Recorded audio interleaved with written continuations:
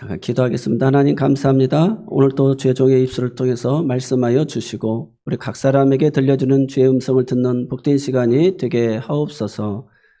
예수님의 이름으로 감사하며 기도드리옵나이다. 아멘.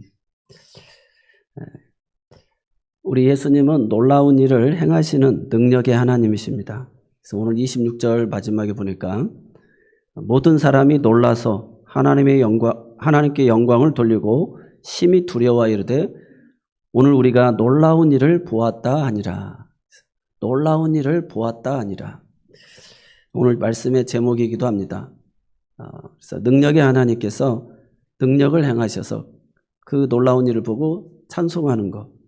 시편 107편 8절과 15절, 21절, 31절에 보아도 여호와의 인자하심과 인생에 행하신 기적으로 말미암아 그를 찬송할지로다라고 4번이나 연속적으로 말씀하고 있습니다. 오늘 본문은 우리가 잘 아는 대로 중풍병자 그 친구 4명이 예수님께 데리고 와서 지붕을 열고 내려서 예수님이 고쳐주시는 장면이죠. 내 자리를 들고 일어나라. 그래서 먼저 그를 죄사함을 받았느니라 하시면서 일어나 걷게 하니까 사람들이 놀라서 하나님께 영광을 돌리고 또 그들이 놀라게 되어지는 장면이 되겠습니다. 오늘 교회와 또 우리나라와 우리 각 사람에게도 정말 주님이 행하시는 놀라운 능력을 보고 하나님께 영광을 돌리는 우리 모두가 되시기를 바랍니다. 과연 예수님의 어떠한 점들이 놀라게 하였는가 오늘 한번 살펴보고자 합니다. 그래서 우리 교회에서도 이 놀라운 기적이 주 안에서 일어나기를 바랍니다. 첫 번째로 예수님께서 어떠한 면에서 우리를 놀라게 했는가 보니까 사람 마음속에 있는 믿음을 보고 계신다라는 것입니다. 17절에 보면 하루는 가르치실 때 예수께서 안식일이 아닌 평범한 날에 말씀을 전하는데 바리새인들, 율법 교사들, 예루살렘과 유대에서 많은 사람들이 찾아오게 되어집니다. 침상째 중풍병자를 메고 예수님께 올 때 성경은 예수님의 신기한 능력이 소문이 나져서 이 중풍병자도 그 4명의 친구들도 오늘 예수님께 데리고 왔다는 것이죠. 그 앞전의 내용을 보면 베드로의 장모가 고침을 받고 귀신이 쫓겨나고 문둥병자가 깨끗하게 된 이런 놀라운 능력에 관한 소문에 소문을 이어서 오늘 이 중풍병자에까지 전달이 되고 그 4명의 친구들이 예수님께 데리고 오는 내용이 되겠습니다. 그런데 문제가 발생이 됩니다. 그렇게 예수님께 나오는데 오늘 19절에 보니까 무리 때문에 들어갈 길을 얻지 못한지라. 너무나 많은 사람들이 다양한 목적과 의도를 가지고 주님께 찾아왔기 때문에 들어갈 수가 없어요. 오늘 우리가 교회도 마찬가지죠. 나 그 사람 때문에 교회 나가기 싫어하는 사람도 있고 나 그 사람 때문에 그 정치적 성향 때문에 예배드리기가 싫어하는 사람도 있을 수도 있을 것입니다. 너무나 많은 사람들이 예수님을 만나기 위해서 지금 예수님이 계신 집을 찾아왔다는 것입니다. 그래서 말씀을 듣고자 하는 자도 왔고 또 이 바리새인과 또 율법 교사들은 트집을 잡기 위해서 오기도 하고 또 정말 온갖 병에 그 당시 의술로는 고침을 받을 수 없는 사람들이 마지막 희망을 걸고 또 찾아오기도 했을 것입니다. 그래서 오늘 우리가 신앙생활을 하면서 무리 때문에 포기해서는 안 되고 어떠한 방법을 써서라도 정말 4명의 친구들이 협력하여서 그 들 것을 들고 지붕으로 올라가서 기와장을 데리고 그 예수님에게 내려서 치료받는 그런 모습을 보인 것 같이 오늘 우리가 예수님 바라보고 주님 만나러 왔다는 것입니다. 그래서 사람 때문에 거기에 우리의 신앙이 멈춰서서는 안 된다는 것입니다. 그래서 히브리서 11장 6절에 믿음이 없이는 하나님을 기쁘시게 하지 못하나니 하나님께 나아가는 자는 반드시 그가 계신 것과 또한 그가 자기를 찾는 자들에게 상 주시는 심을 믿어야 할지니라. 요한복음 20장 27절에도 보면 의심 많은 도마에게 주님이 나타나서 내 손가락을 이리 내밀어 내 손을 보고 내 손을 내밀어 내 옆구리에 넣어보라. 그리하여 믿음 없는 자가 되지 말고 믿는 자가 되라고 이야기하고 있습니다. 주님은 사람의 마음속에 있는 믿음을 다 보고 계신다는 거예요. 또 한 가지 놀라운 것은 성령의 사람 역시도 믿음 있는 사람을 보게 되어집니다. 사도 바울 역시도 루스드라에서 복음을 증거하는데 나면서부터 안진병이 된 사람이 복음을 듣는데 바울의 말에 귀를 기울이는 거예요. 그 마음속에 믿음이 생겨나는 것을 보았어요. 그래서 사도행전 14장 9절에 보니까 바울의 말하는 것을 듣거늘 바울이 주목하여 구원받을 만한 믿음이 그에게 있는 것을 보고 그랬습니다. 10절에도 보면 큰 소리를 이르되 내 발로 바로 일어서라 하니 그 사람이 일어나 걷는지라. 그래서 구원받을 만한 믿음이 있는 것을 성령이 충만했던 사도 바울도 보았다는 것입니다. 그래서 우리가 하나님의 말씀을 들을 때 그 사람이 믿음이 생겨나는 것을 보게 된다는 것이죠. 또 참으로 하나님이 행하시는 이 기적은 반드시 일어나게 되는데 사람의 생각을 읽으신다는 걸 또 보면서 놀라게 됩니다. 그래서 이 서기관과 바리새인들이 21절로 22절에 내 죄사함을 받았느니라 하는 말을 듣고 이 참남하도다. 한마디로 신성모독한다 한다. 하나님만이 죄를 사하실 수 있는데 내 죄사함을 받았느니라 하는 말을 듣고 속으로 마음으로 이야기하고 있는 그 생각을 읽고 있는 것입니다. 왜 의심하느냐라고 하면서 주님께서 이야기하는 것입니다. 3절에 보면 마태복음 9장에도 보면 9장 3절에도 어떤 서기관들이 속으로 이르되 이 사람이 신성을 모독하도다. 4절에도 보면 예수께서 그 생각을 아시고 이르시되 너희가 어찌하여 마음에 악한 생각을 하느냐. 그러니까 하나님은 예수님은 그 생각까지도 아시는 거예요. 하나님의 일어나는 현상을 보고 그렇게 설교를 듣고 내가 생각하는 거 그것까지도 하나님은 그 마음의 악한 생각을 다 아신다는 것입니다. 오늘 많은 사람들이 겉으로는 드러나지 않지만 속으로는 조용히 예수님을 경멸하고 있습니다. 심지어 어떤 사람들은 예수님은 하나님이 아니라고도 생각하고 있습니다. 그래서 바리새인과 서기관들의 논리에 따르면 그렇게 되어지는 것이죠. 하나님만이 죄를 사할 수 있다라고 그들의 논리는 그렇습니다. 그런데 예수님은 하나님의 유일하신 아들이시며 우리의 죄를 용서하기 위해서 하늘 보좌를 버리고 인간의 몸을 입고 이 땅에 오신 성육신하신 하나님이십니다. 오늘 우리가 신앙생활 하다 보면 교회는 이 족보가 어떻게 되는 거냐. 그래서 아버지도 하나님 아버지라고 하고 아들도 하나님 아버지라고 손자도 하나님 아버지라고 하고 그럼 이게 어떻게 되는 거냐. 그래서 육신의 아버지는 우리가 그렇게 할아버지도 되고 증조할아버지도 되고 고조할아버지도 될 수 있지만 영적인 아버지는 오직 한 분밖에 없어요. 그래서 구주로 영접한 사람은 하나님을 향하여 담대히 아버지라고 부를 수 있게 되죠. 그래서 그분은 죽은 자의 하나님이 아니고 살아계신 자의 하나님이시기 때문에 그렇습니다.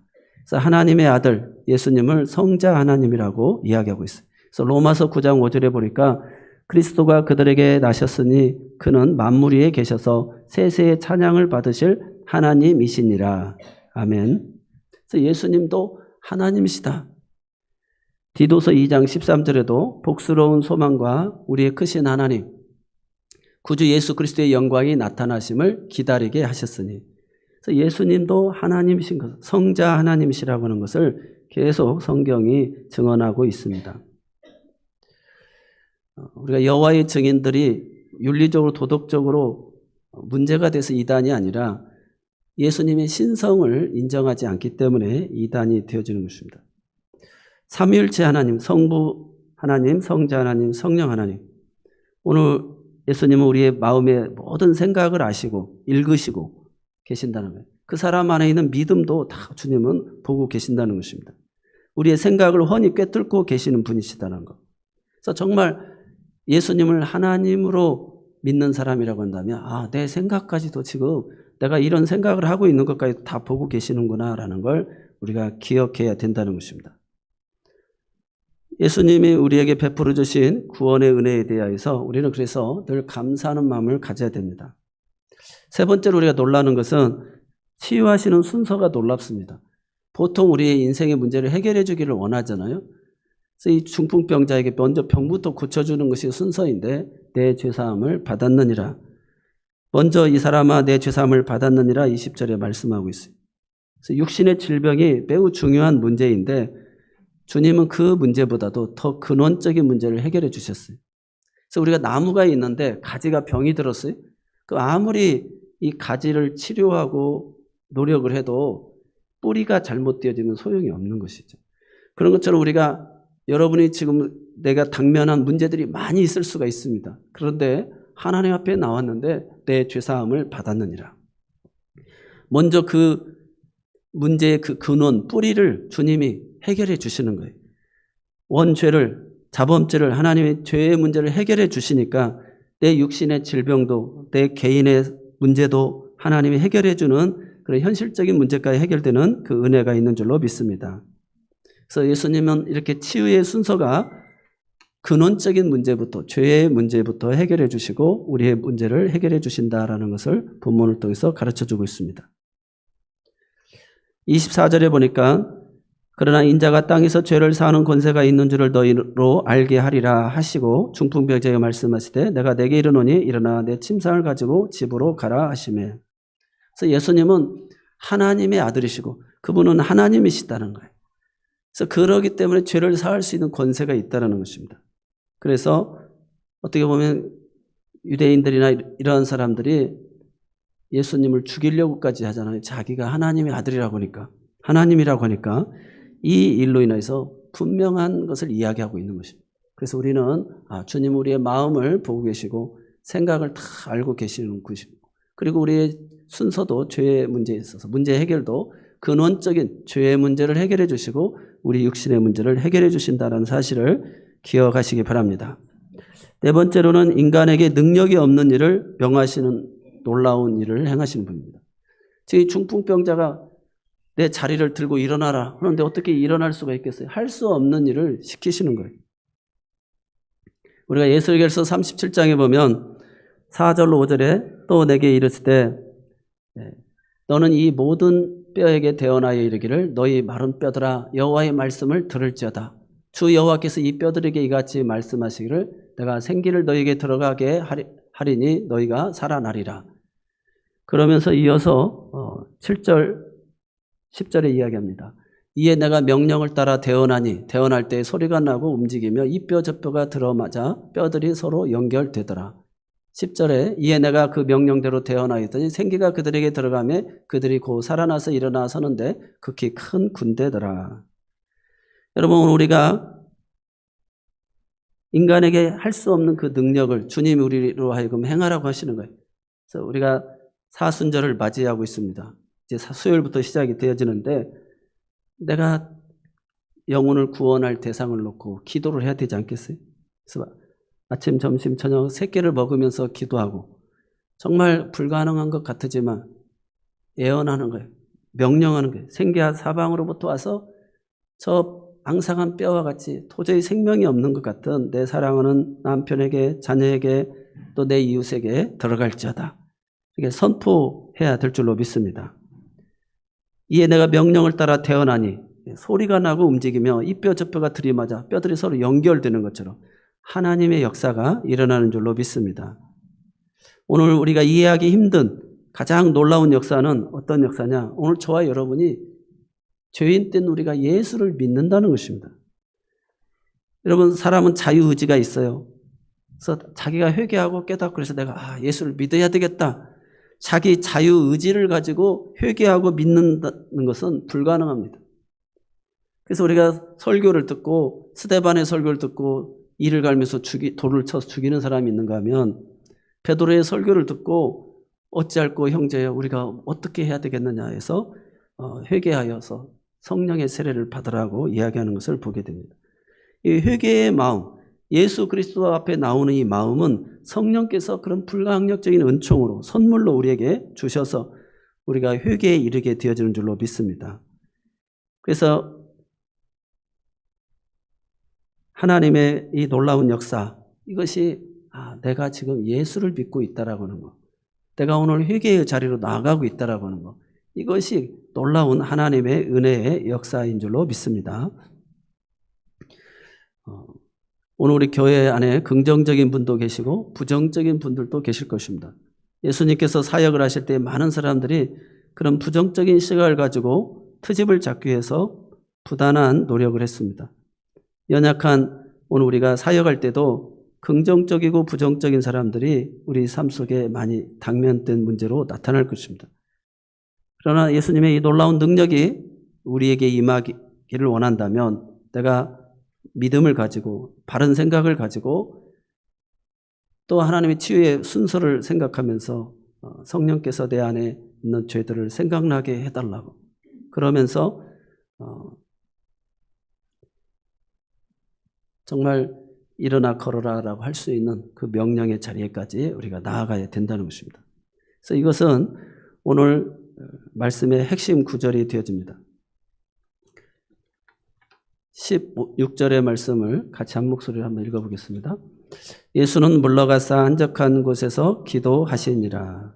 아멘. 지금 우리가 그 12장부터 보면 나병에 들린 사람을 고치시는 내용이 나오고 오늘 우리가 본문에서는 문둥병자를 고치시는 내용이 나왔어요. 그래서 예수님은 정말 15절에 보니까 그 나병 환자, 나병이라고 하는 것은 겉에서 전염이 돼서 속으로 뭉그러지는 것이 나병이고 또 중풍은 속에서 병들어서 겉으로 나오는 것이 중풍병입니다. 어찌 보면 이 두 가지는 대표적인 질병인데 이 나병 환자를 치유함으로 인해서 수많은 사람들이 예수님께 몰려왔어요. 소문이 더욱 퍼지며 수많은 무리가 말씀도 듣고 자기 병도 고침을 받고자 하여 모여오되 정말 한 사람이라도 더욱 병을 치료해주고 고쳐야 되는 예수님이신데 물러가서 한적한 곳에서 기도했다라는 것입니다.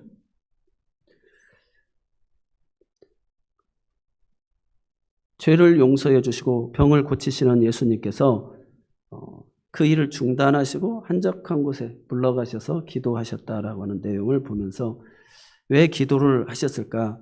정말 한 사람이라도 그 삶의 문제가 극박한 사람들이 많을 텐데 그것은 다름이 아니라 쉬신 것도 아니고 또 그분이 체력이 소모되어져서 충전하려고 하신 것도 아니고 기도의 시간을 가지신 것 그것은 인간의 겉과 속 사람들의 모든 질병을 고쳐주시고 문제를 해결해 주신 사역 가운데 끼어있는 중요한 대목입니다. 그것은 한마디로 쉼과 숨을 제공하는 것입니다. 모든 사역 속에 이 쉼표가 필요하다는 것이죠. 그래서 오늘 저와 여러분이 이제 겨울을 보내고 봄을 맞이하게 되어집니다. 이 중요한 시기에 우리에게 쉼표가 필요하다는 것이죠. 열왕기하 3장 13절로 17절에 보면 북이스라엘 나라와 남유다와 에돔 이 세 나라가 연합군을 형성하여서 모압을 정벌하려고 합니다. 그런데 싸우기도 전에 그들에게 연합군대였는데 물이 없어가지고 다 말들도 말라 비틀어 죽고 병사들도 다 죽을 위기에 처하게 되어집니다. 그때 유다 왕이 이 나라에 선지자가 없느냐 해서 북왕국의 엘리사 선지자를 부르게 되어집니다. 그래서 엘리사 선지자에게 우리가 이거 다 죽게 되었다. 우리를 좀 도와달라고 하니까 그 해결책이 뭐냐? 병사 중에 검은 고를 타는 사람들을 선발하여 진영 가운데 검은 고를 타라고 합니다. 이 귀귀한 하나님의 말씀의 의미는 일단 너희가 살겠다고 막 험산 줄령에서 그런 샘을 찾고 노력하고 막 있는데 그 모든 것들을 잠잠하고 그의 영혼을 돌보라는 것입니다. 그래서 성령이 임하실 때까지 찬양을 통하여서 성령의 음성을 듣고 그 다음에 행동하라는 것입니다. 그래서 계곡을 많이 파라 해가지고 물이 그곳에 나중에 얻게 되어지는 것을 보게 되죠. 그래서 우리가 봄 대신방을 하게 되어집니다. 또 우리가 바쁜데 사순절 기도에도 시간도 갖게 되어집니다. 자동차가 달리기 위하여 만들어진 것이지만 쉼없이 계속 달리기만 하면 엔진이 과열되고 사고를 자초하고요. 때로는 더 멀리 가기 위하여 잠시 쉬어야 한다는 것입니다. 배에는 닷과 돛이 있습니다. 배의 돛은 앞으로 가기 위한 것이고 닷은 멈추기 위한 것입니다. 항해라고 할 때는 그런 닷과 돛이 다 필요하다는 것이죠. 사도행전 24장에 보면 총독 벨릭스가 나옵니다. 이 벨릭스 앞에 유대 아나니아 대제사장과 장로들이 변호사 더둘로를 세워가지고 사도 바울을 고소합니다. 이는 천하를 어지럽히러 다니는 자다라고 하면서 천하에 있는 유대인들을 다 소욕해 하는 나사렛 이단의 우두머리라고 성전을 더럽히는 자라고 하면서 전염병 같은 사람입니다라고 고발을 합니다. 그때 바울이 이렇게 변명합니다. 당신이 여러 해 전부터 민족의 재판장 된 것을 압니다. 그래서 나에 대해서 변명하겠습니다라고 하면서 내가 예루살렘에 온 지 12일밖에 되지 않습니다. 누구와 변론하거나 회당과 시중에서 소동을 일으킨 적도 없습니다. 그들이 이단이라고 하는데 그 이단이라고 하는 그 도를 따라서 조상의 하나님을 섬기고 율법과 선지자의 글에 기록된 것을 믿으며 그들이 주장하는 하나님에 대한 소망을 가졌으니 의인과 악인의 부활이 있으리라 함입니다. 이로 말미암아 하나님 앞에서 사람 앞에서 나는 양심의 꺼리낌 없이 살았습니다. 라고 사도 바울이 이렇게 자신을 변호하게 되어집니다. 결국 이 벨릭스라고 하는 사람은 그의 부인이 유다 사람 드루실라라고 하는 여인인데 그를 통해서 신앙이 좀 있었어요. 그래서 바울의 말을 들어보니까 그런 고소당할 만한 죄인이 아니에요. 그럼에도 불구하고 유대인들의 환심을 사기 위해서 그냥 감옥에 가두고 총독 그 천부장이 오기까지 기다리라고 하면서 루시아가 오기까지 기다리라고 하면서 백부장으로 직회돼 자유를 주고 친구들도 만나도록 이렇게 해줍니다. 그러면서 시간이 날 때마다 그를 불러서 진리의 도에 대해서 가르쳐달라고 그 부인과 함께 이야기를 합니다. 그러면서도 그가 구제금을 가지고 온 줄을 알고 돈을 기대를 하고 있습니다. 그러면서 결국은 그를 내보내주지 않고 석방하지 않고 베스도에게 총독한테 넘겨주고 가게 되어집니다. 오늘 우리의 신앙생활이라는 게 이 벨릭스와 같은 신앙을 가진 사람이 많습니다. 삶과 신앙이 이중성을 가지고 있는 사람들, 예배와 말씀이 일상과 떨어져 있는 사람들이 많이 있다는 것입니다.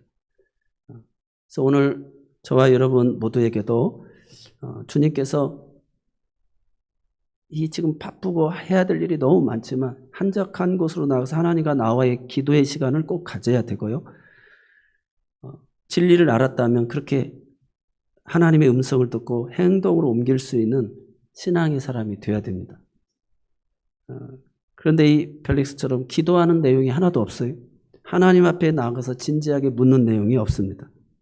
그래서 여러분이 1분 하루에 1분을 기도했다면 5분을 기도하시고 5분 했던 분들은 10분을 하고 10분 했던 분은 30분을 하면서 차를 탈 때든지 또 하루를 시작하든지 어떤 일과를 시작하든지 이렇게 기도의 그 시간들을 꼭 내시기를 부탁을 드립니다.